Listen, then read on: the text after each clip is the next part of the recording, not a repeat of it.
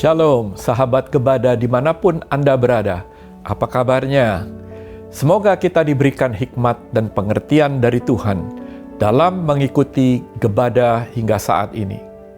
Hari ini kita akan membaca 2 Tawarikh pasal 8-11. Di dalam pasal 8 diceritakan tentang berbagai usaha yang dilakukan Salomo, seperti pembangunan, pengaturan pekerja, dan perdagangan. Setelah selesai pembangunan Bait Suci, pasal 8 ini mencatat dengan sangat yakin bahwa pembangunan Bait Suci selesai dengan sempurna, karena Salomo membuat persiapan yang begitu matang sejak dia meletakkan dasar hingga penyelesaiannya. Lalu dalam pasal 9 diceritakan tentang Ratu Sheba yang mendengar tentang Raja Salomo. Ia datang menemui Salomo untuk tujuan untuk menguji hikmat Salomo.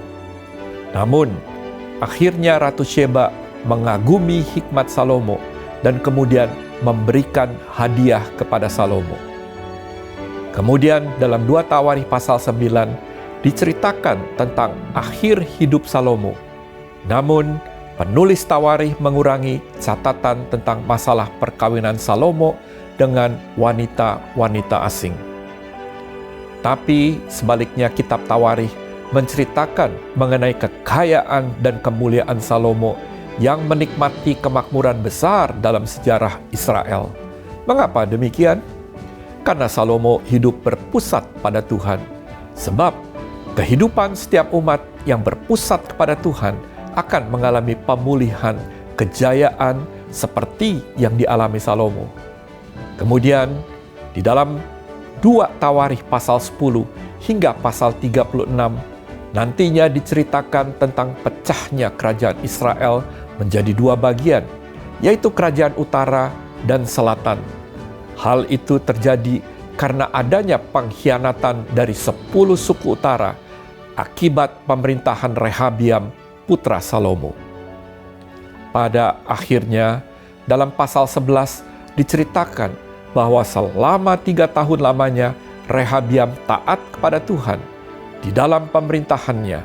Oleh karena itu, apakah yang Rehabiam lakukan setelah lewat 3 tahun pemerintahannya? Apakah Rehabiam masih taat kepada Tuhan?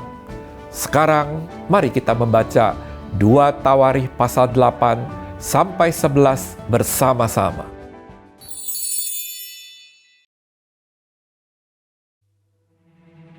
Setelah lewat 20 tahun, selesailah Salomo mendirikan rumah Tuhan dan istananya sendiri. Maka Salomo memperkuat kota-kota yang diberikan Huram kepadanya dan menyuruh orang Israel menetap di sana. Lalu Salomo pergi ke Hamat Soba dan menaklukkannya. Kemudian ia memperkuat Tadmor di padang gurun dan semua kota perbekalan yang didirikannya di Hamat. Ia memperkuat juga Bet-horon Hulu dan Bet-horon Hilir menjadi kota kubu yang bertembok, berpintu gerbang, dan berpalang. Dan juga Baalat dan segala kota perbekalan kepunyaan Salomo. Segala kota tempat kereta, kota-kota tempat orang berkuda, dan apa saja yang Salomo ingin mendirikannya di Yerusalem, atau di Gunung Libanon, atau di segenap negeri kekuasaannya. Semua orang yang masih tinggal dari orang Het, orang Amori, orang Feris, orang Hewi, dan orang Yebus, yang tidak termasuk orang Israel, yakni keturunan bangsa-bangsa yang masih tinggal di negeri itu, dan yang tidak dibinasakan oleh orang Israel. Merekalah yang dikerahkan Salomo untuk menjadi orang Rodi. Demikianlah mereka sampai hari ini. Tetapi orang Israel tidak ada yang dijadikan budak oleh Salomo untuk pekerjaannya, melainkan mereka menjadi prajurit, atau perwira pasukan berkuda, atau panglima atas pasukan kereta dan pasukan berkuda. Dan inilah pemimpin-pemimpin umum Raja Salomo, 250 orang yang memerintah rakyat.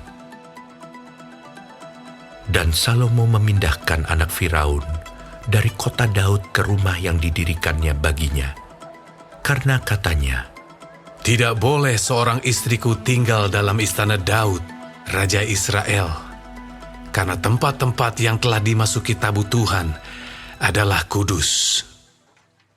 Lalu Salomo mempersembahkan korban-korban bakaran bagi Tuhan di atas mezbah Tuhan yang didirikannya di depan balai bait suci, sesuai dengan apa yang menurut perintah Musa ditetapkan sebagai korban untuk setiap hari, yakni pada hari-hari Sabat, pada bulan-bulan baru, dan 3 kali setahun pada hari-hari raya, pada hari raya roti tidak beragi, pada hari raya 7 minggu, dan pada hari raya pondok daun. Dan menurut peraturan Daud ayahnya, ia menetapkan rombongan para imam dalam tugas jabatan mereka, dan orang-orang Lewi dalam tugas menyanyikan puji-pujian dan menyelenggarakan ibadah di hadapan para imam, setiap hari menurut yang ditetapkan untuk hari itu. Dan juga penunggu-penunggu pintu gerbang dalam rombongan mereka untuk setiap pintu gerbang. Karena demikianlah perintah Daud, abdi Allah. Mereka tidak menyimpang dari perintah raja mengenai para imam dan orang-orang Lewi dalam perkara apapun, juga mengenai perbendaharaan. Maka terlaksanalah segala pekerjaan Salomo, dari hari dasar rumah Tuhan diletakkan, sampai kepada hari rumah itu selesai. Dengan demikian, selesailah sudah rumah Tuhan. Kemudian Salomo pergi ke Ezion Geber dan ke Elot, yang letaknya di tepi laut di tanah Edom. Dengan perantaraan anak buahnya, Huram mengirim kapal-kapal kepadanya, dan anak buah yang tahu tentang laut. Bersama-sama anak buah Salomo, mereka sampai ke Ofir. Dan dari sana mereka mengambil 450 talenta emas yang mereka bawa kepada Raja Salomo.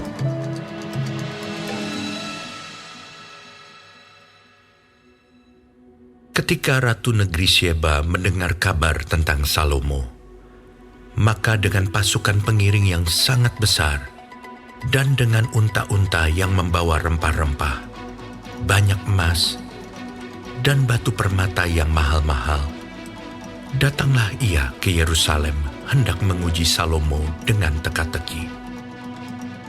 Setelah ia sampai kepada Salomo, dipercakapkannyalah segala yang ada dalam hatinya dengan dia. Dan Salomo menjawab segala pertanyaan ratu itu. Bagi Salomo tidak ada yang tersembunyi yang tidak dapat dijawabnya untuk ratu itu. Ketika Ratu Negeri Syeba melihat hikmat Salomo dan rumah yang telah didirikannya, makanan di mejanya, cara duduk pegawai-pegawainya, cara pelayan-pelayannya melayani dan berpakaian, juru-juru minumannya dan pakaian mereka, dan korban bakaran yang biasa dipersembahkannya di rumah Tuhan, maka tercenganglah ratu itu. Dan ia berkata kepada raja, "Benar juga kabar yang kudengar di negeriku tentang engkau dan tentang hikmatmu. Tetapi aku tidak percaya perkataan-perkataan mereka, sampai aku datang dan melihatnya dengan mataku sendiri. Sungguh, setengah dari hikmatmu yang besar itu belum diberitahukan kepadaku. Engkau melebihi kabar yang kudengar. Berbahagialah orang-orangmu Dan berbahagialah para pegawaimu ini, yang selalu melayani engkau dan menyaksikan hikmat-Mu.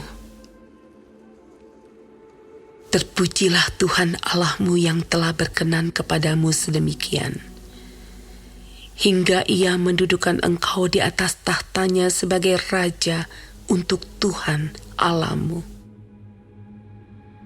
Karena Allah-Mu mengasihi orang Israel, maka Ia menetapkan mereka untuk selama-lamanya dan menjadikan engkau raja atas mereka untuk melakukan keadilan dan kebenaran. Lalu diberikan kepada raja 120 talenta emas dan sangat banyak rempah-rempah dan batu permata yang mahal-mahal. Tidak pernah lagi ada rempah-rempah seperti yang diberikan Ratu Negeri Sheba kepada Raja Salomo itu. Lagi pula hamba-hamba Huram dan hamba-hamba Salomo yang membawa emas dari Ofir, membawa juga kayu cendana dan batu permata yang mahal-mahal. Raja mengerjakan kayu cendana itu menjadi tangga-tangga untuk rumah Tuhan dan istana raja, dan juga menjadi kecapi dan gambus untuk para penyanyi.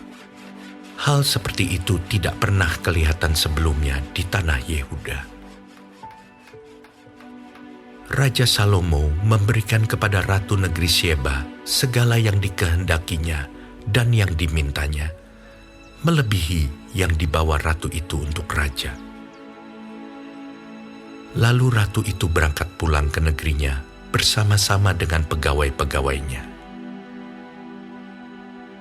Adapun berat emas yang dibawa kepada Salomo dalam 1 tahun ialah seberat 666 talenta. Belum terhitung yang dibawa oleh saudagar-saudagar dan pedagang-pedagang, juga semua raja Arab dan bupati-bupati di negeri itu membawa emas dan perak kepada Salomo. Raja Salomo membuat 200 perisai besar dari emas tempaan. 600 shikal emas tempaan dipakainya untuk setiap perisai besar. Ia membuat juga 300 perisai kecil dari emas tempaan. 300 shikal emas dipakainya untuk setiap perisai kecil. Lalu raja menaruh semuanya itu di dalam gedung hutan Libanon. Juga raja membuat takhta besar dari gading yang disalutnya dengan emas murni. Takhta itu 6 tingkatnya dan tumpuan kakinya dari emas yang dipautkan pada takhta itu. Dan pada kedua sisi tempat duduk ada kelek-kelek. Di samping kelek-kelek itu berdiri 2 singa, sedang 12 singa berdiri di atas ke-6 tingkat itu sebelah menyebelah. Belum pernah diperbuat yang demikian bagi sesuatu kerajaan. Segala perkakas minuman Raja Salomo dari emas, dan segala barang di gedung hutan Libanon itu dari emas murni.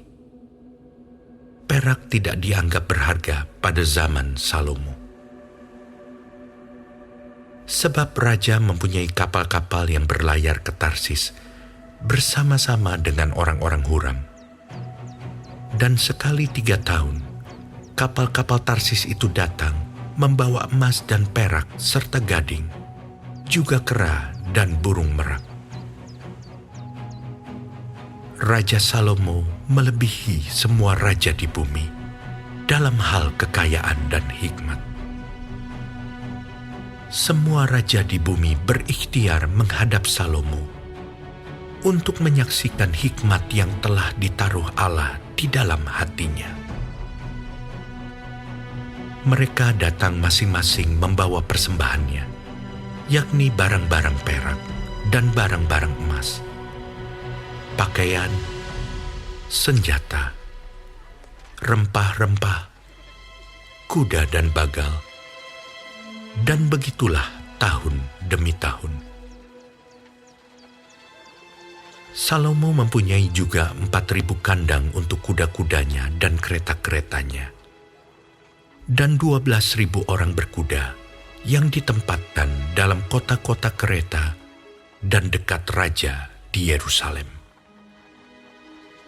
Dan ia memerintah atas semua raja, mulai dari sungai Efrat sampai negeri orang Filistin, dan sampai ke tapal batas Mesir. Raja membuat banyaknya perak di Yerusalem sama seperti batu, dan banyaknya pohon kayu aras sama seperti pohon ara yang tumbuh di daerah bukit. Kuda untuk Salomo didatangkan dari Misraim dan dari segala negeri. Selebihnya dari riwayat Salomo dari awal sampai akhir.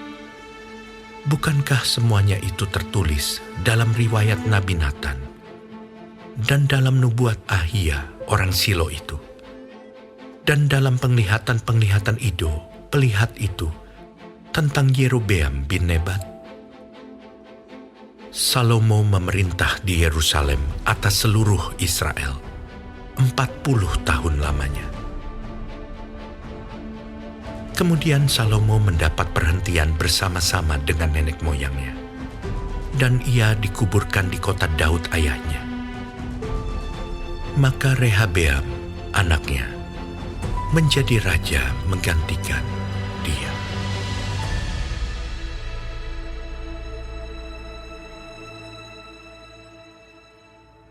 Kemudian Rehabeam pergi ke Sikem, sebab seluruh Israel telah datang ke Sikem untuk menobatkan dia menjadi raja. Segera sesudah hal itu kedengaran kepada Yerobeam bin Nebat. Ia ada di Mesir, sebab ia melarikan diri ke sana dari hadapan Raja Salomo. Maka kembalilah ia dari Mesir. Orang menyuruh memanggil dia. Lalu datanglah Yerobeam dengan seluruh orang Israel dan berkata kepada Rehabeam, "Ayahmu telah memberatkan tanggungan kami. Maka sekarang ringankanlah pekerjaan yang sukar yang dibebankan ayahmu dan tanggungan yang berat yang dipikulkannya kepada kami, supaya kami menjadi hamba-Mu." Tetapi ia menjawab mereka, "Datanglah kembali kepadaku lusa." Lalu pergilah rakyat itu. Sesudah itu, Rehabeam meminta nasihat dari para tua-tua yang selama hidup Salomo mendampingi Salomo ayahnya. Katanya, "Apakah nasihatmu untuk menjawab rakyat itu?" mereka berkata kepadanya, "Jika engkau mau berlaku ramah terhadap rakyat itu, mau menyenangkan mereka dan mengatakan kata-kata yang baik kepada mereka, maka mereka menjadi hamba-hamba-Mu sepanjang waktu." Tetapi ia mengabaikan nasihat yang diberikan para tua-tua itu. Lalu ia meminta nasihat kepada orang-orang muda yang sebaya dengan dia dan yang mendampinginya. Katanya kepada mereka, "Apakah nasihatmu supaya kita dapat menjawab rakyat yang mengatakan kepadaku, 'Ringankanlah tanggungan yang dipikulkan kepada kami oleh ayahmu'?"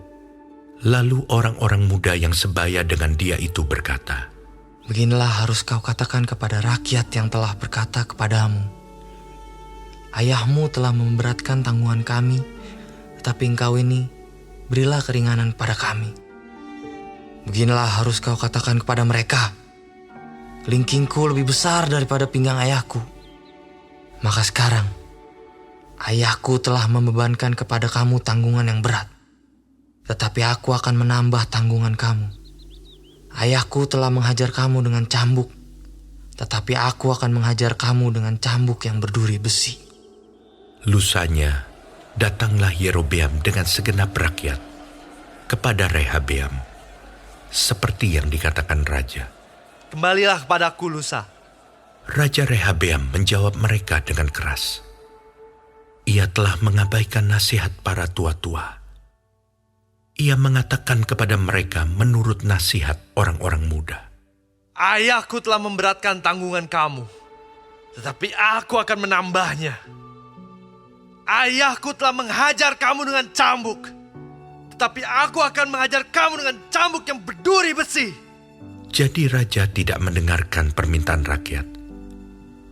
Sebab hal itu merupakan perubahan yang disebabkan Allah, supaya Tuhan menepati firman yang diucapkannya dengan perantaraan Ahia orang Silo kepada Yerobeam bin Nebat. Setelah seluruh Israel melihat bahwa raja tidak mendengarkan permintaan mereka, maka rakyat menjawab raja, "Bagian apakah kita dapat daripada Daud? Kita tidak memperoleh warisan dari anak Isai itu. Masing-masing ke kemahmu, hai orang Israel. Uruslah sekarang rumahmu sendiri, hai Daud." Maka pergilah seluruh orang Israel ke kemahnya, sehingga Rehabeam menjadi raja hanya atas orang Israel yang diam di kota-kota Yehuda. Kemudian Raja Rehabeam mengutus Hadoram yang menjadi kepala rodi. Tetapi orang-orang Israel melontari dia dengan batu sehingga mati. Bahkan Raja Rehabeam hampir-hampir tidak dapat menaiki keretanya untuk melarikan diri ke Yerusalem. Demikianlah mulanya orang Israel memberontak terhadap keluarga Daud sampai hari ini.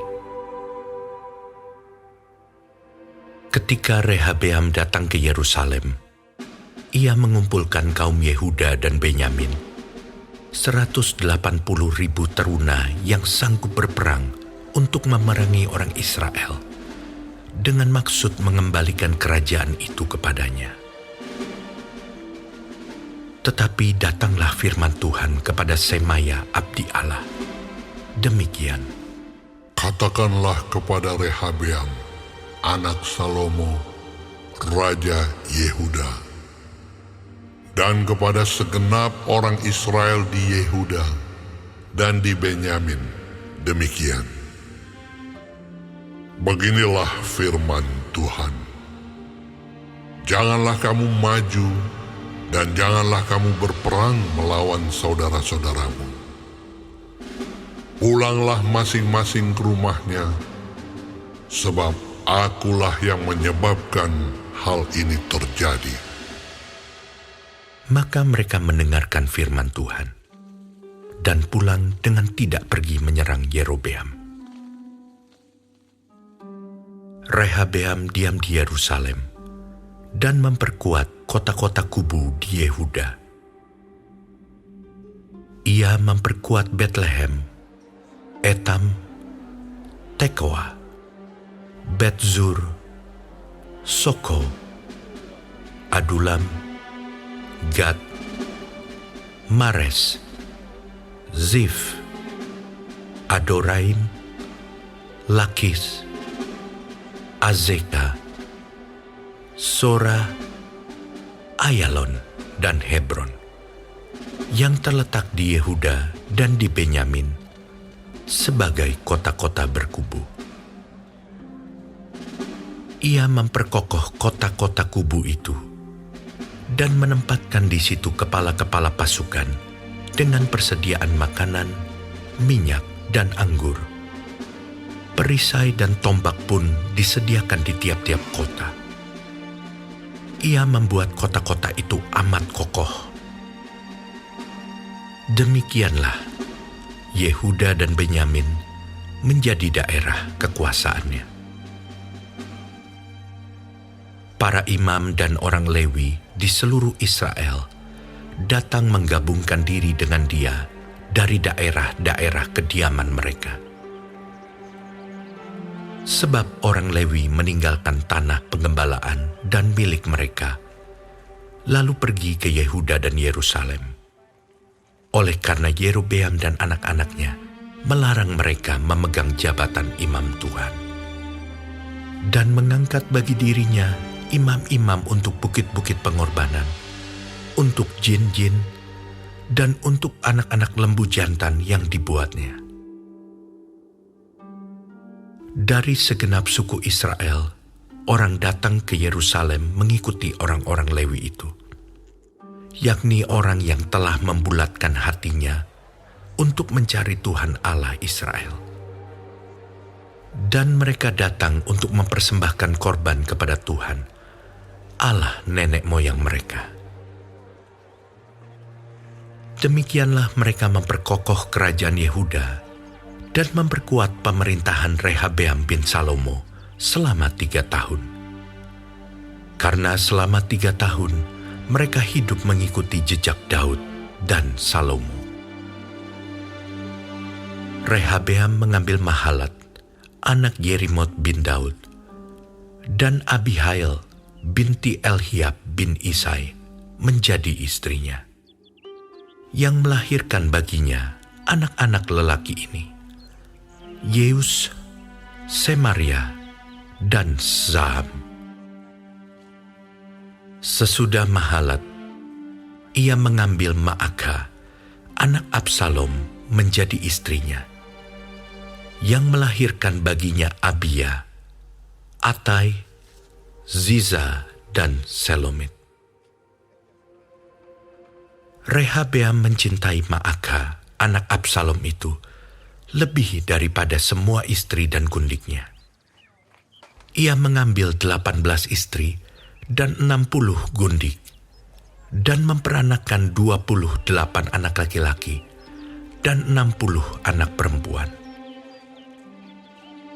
Rehabeam mengangkat Abia, anak Maakah, sebagai pemuka, yakni sebagai pemimpin di antara saudara-saudaranya, karena ia bermaksud menjadikan dia raja. Oleh sebab itu, ia mengambil kebijaksanaan untuk menyebarkan semua anaknya yang lain ke seluruh daerah Yehuda dan Benyamin, ke segala kota kubu. Ia memberikan mereka makanan dengan limpahnya dan menyediakan bagi mereka banyak istri.